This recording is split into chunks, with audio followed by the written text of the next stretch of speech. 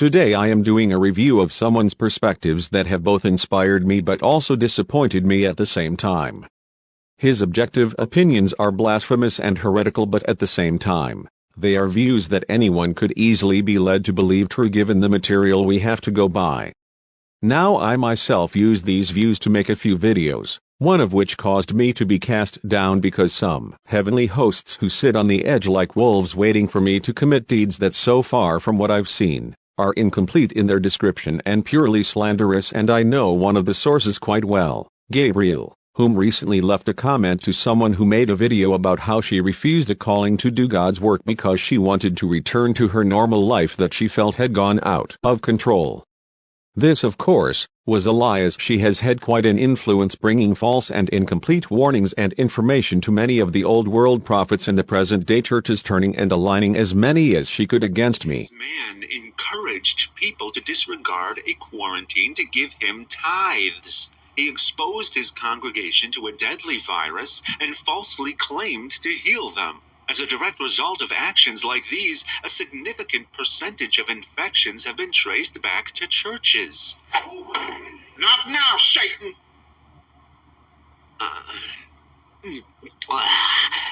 Ain't nobody better stop tithing, you hear?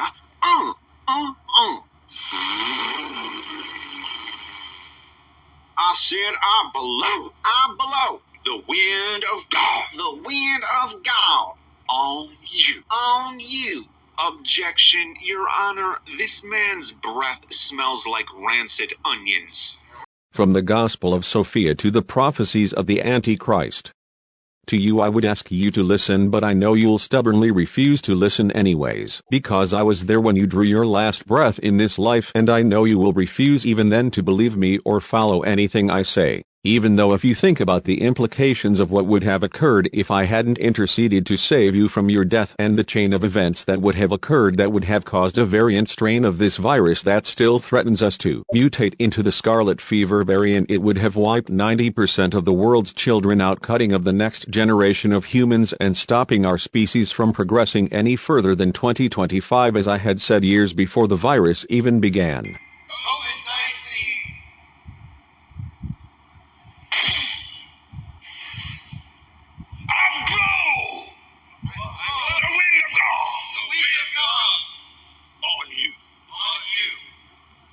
Destroyed forever,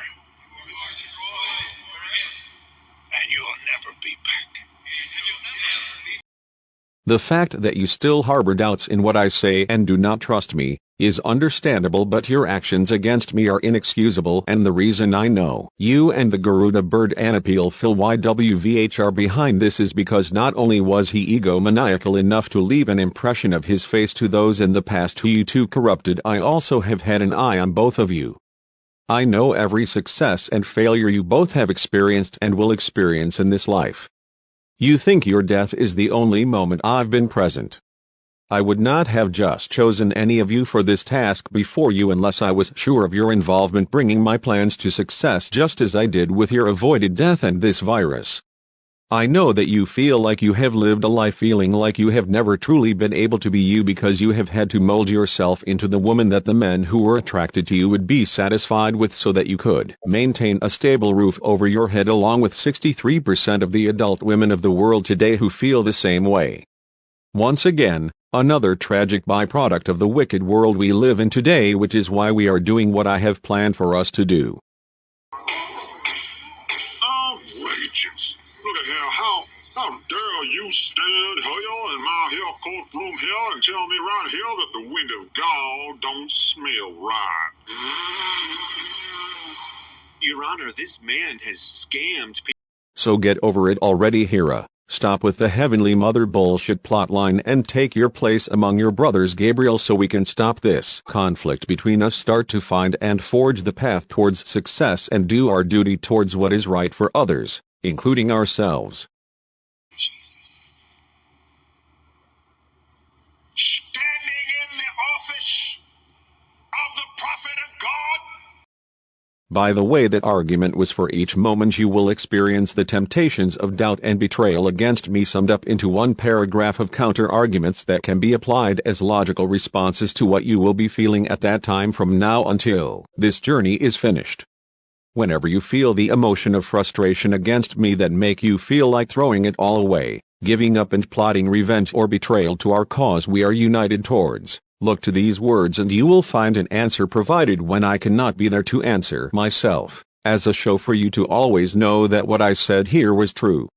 For my Maker's actions towards me have inspired me to do the same for you and be there for you even in your most darkest hours. I execute judgment on you, COVID-19. I execute judgment on you, Satan, you destroyer, you killer, you get out, you break your power, you get off this nation. I demand judgment on you. I demand.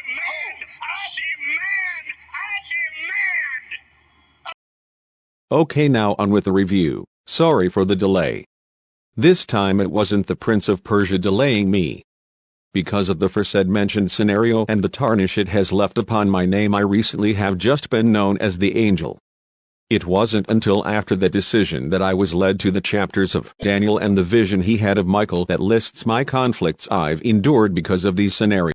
Now this part 1 found both entertaining and frustrating, not towards me but towards the image this leaves people to assume of anyone who might feel inspired to speak about their inspiration towards doing what is morally right rather than wrong that they felt was brought about because of their faith or experience with God and, or heaven's hosts.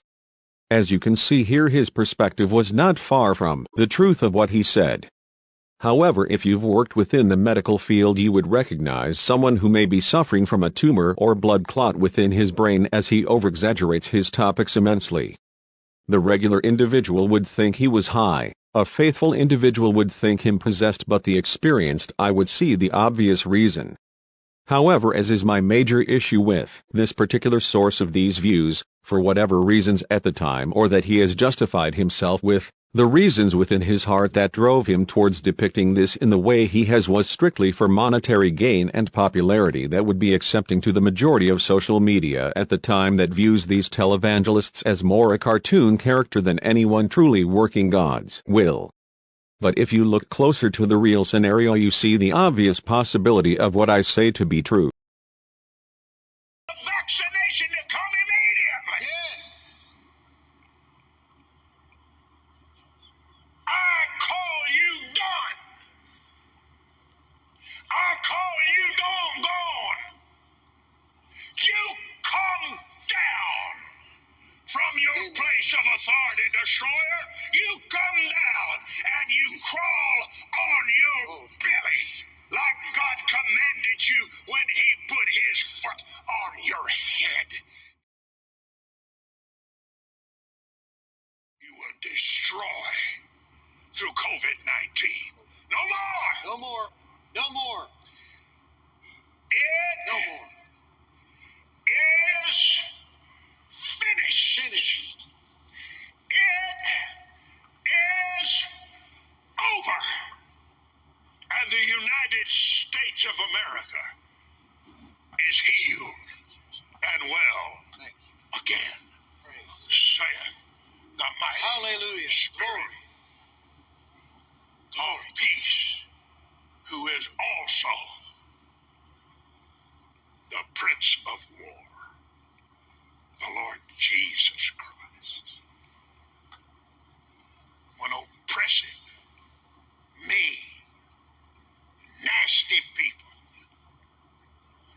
attack his people, when mean, oppressive, nasty diseases attack his people, George, the Prince of Peace takes his place, and he becomes the mighty man. However, remember this, that this was inspired by what I have witnessed and written by me, not by God. Whether this is truly our salvation only he can say, but I feel in my heart that this is the right path for us seven, to whom I instruct, that this is our path to hold onto in our times of need for when we fall from his grace and from his side so that we may find out way home again. Of billions of galaxies that have come into existence throughout the last 14 billion years. We're not only seeing through space, but through time itself, all the way back to the beginning. Okay, that's it, everyone. Fine work. Thanks for coming, Jenny. Good to see you. But what about seeing the beginning of the Big Bang? Oh, the universe is way too big for us to get there that fast. When can we expect to see it? Don't worry, we're using extremely advanced quantum processors that compile info gathered by our new wormhole tech, which is essentially faster than the speed of light, so we'll be able to reach the beginning of the universe relatively quickly, in only about 37.2 years. You heard it here, first on Channel 25. Stay tuned for our special report in 37.2 years.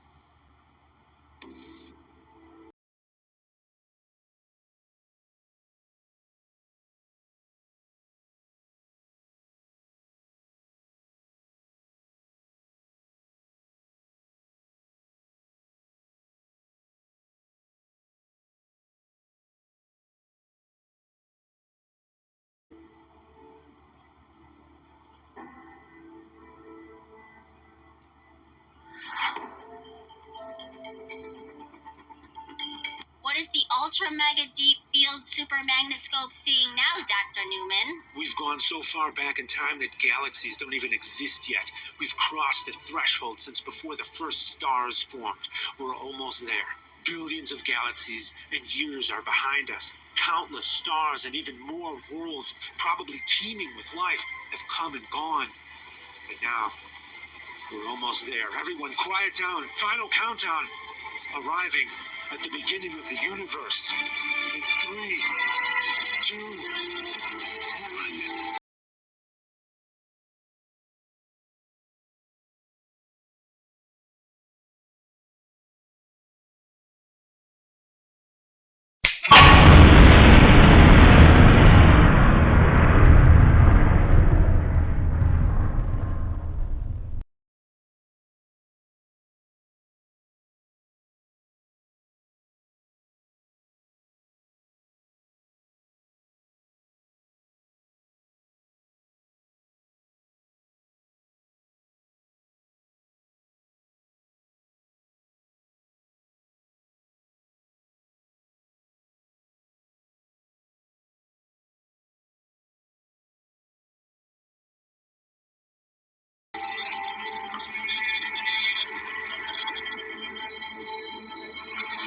My God! That's exactly what it is.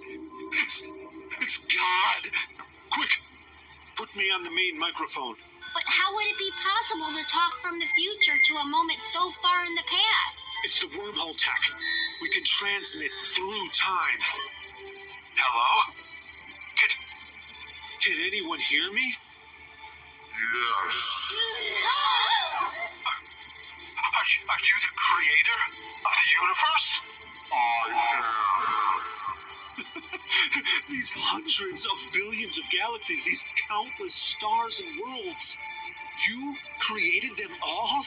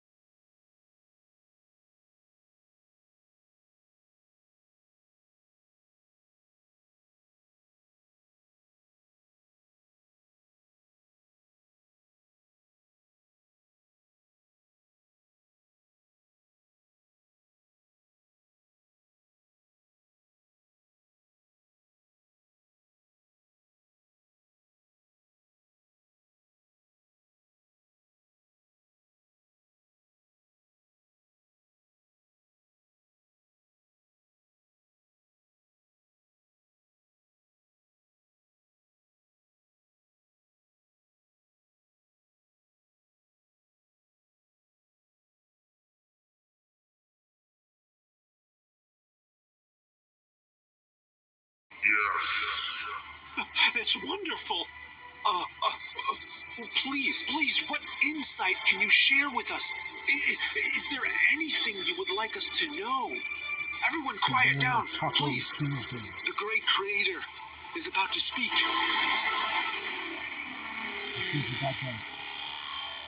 Never let a PP touch another PP. Oh, wait, what? Did I stutter?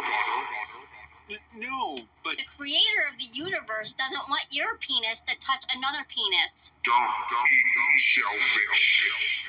But that seems... I like to rest and be praised on the seventh day of the week. On an Earth Day? Of an Earth Week? Yeah. Of all the countless planets and of all the billions of galaxies? Correctamundo. But Earth... Actually, I did not consider another possibility that I had dismissed because I saw no reason to think it was true, but after examining this more closely, something stood out to me. When you project astrally, they mention the dangers that it comes with, mainly that it leaves your body vulnerable to any spiritual entities to slip in and possess you. That may be what we are witnessing here. Why? Because of the obvious need to cover the name of the church for the words he was criticized for in the first clip about him. It could be that this extreme, tele-damned theist, willingly projected out of body on a live recording to intentionally be possessed in order to justify his deeds by being possessed while they recorded. Again, I am led towards this blue elephant substance as his key to success. Either way, they have used deception while ministering in his name, knowingly and willingly, which classifies this as a true act of sin and against the Spirit as well, doing it as a minister of the word, which the Bible clearly outlined was an unforgivable sin.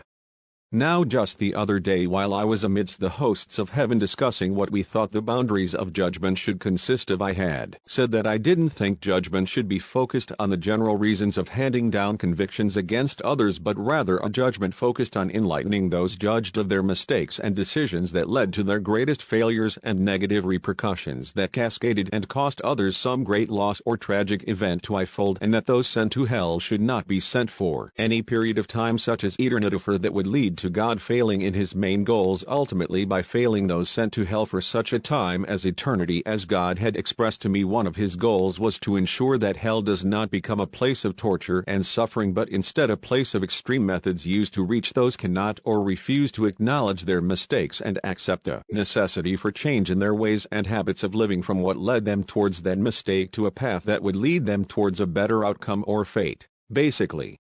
Not his exact words, but still the gist of the point his goal was aiming towards. But how would we apply this to Copeland's case here? Easy. Copeland isn't responsible in this matter, even if he knew of it beforehand. Why? Because, for one, his ability to make sound judgment is impaired due to his condition. For two, this was pushed and benefited by the church. Those two main factors would exonerate him, except for the fact of his multiple displays of faking possession and acting as though he were under demonic influences. If he was at any point, it would have been by his own doing, as he was using methods of channeling dark spirits to help him provide a convincing act to support this circus show of angels and demons. I've been told that there have been a lot of intelligent people throughout history who have believed in God. That's true. While you ponder the significance of that, I'd like you to consider Marcus. This is Marcus, and he's a very intelligent guy. He heard a pretty ridiculous claim from an anonymous source. He immediately didn't believe it and went about his day without giving it further thought. Later, Marcus heard a friendly acquaintance make the ridiculous claim, but despite the claim's ridiculousness, Marcus trusted the source. So he actually believed it. Yet because the ridiculous claim isn't actually true, you might think that it won't be too difficult to convince Marcus that he shouldn't believe it. And at this point, indeed, it might not be too difficult to convince him of the truth. I mean, he is an intelligent guy. Now let's change the circumstances. Let's say that Marcus was raised from birth to believe the ridiculous claim. If that's the case, it will be much more difficult to convince Marcus that the claim isn't true. Now this last clip I have done a video on before, but I wish to brush over this and add some insight to this. Take this role and apply it to the common citizen, placing God, or the devil, or even a person's potential in place of that remarkable claim, and you have what Satan has been doing to mankind for the past 5,000 years. Casting doubt among the hosts as the accuser to the cancel culture of today, who bear an awful close resemblance to each other in the way they take on an obstacle to much so. What I'm trying to point out here though is that this perspective can be applied to anyone, eliminating the image of special circumstances. Meaning their bullshit they hold as convictions over man really mean nothing special. Anyone can be associated to these labels, so no reason to put them on a pedestal.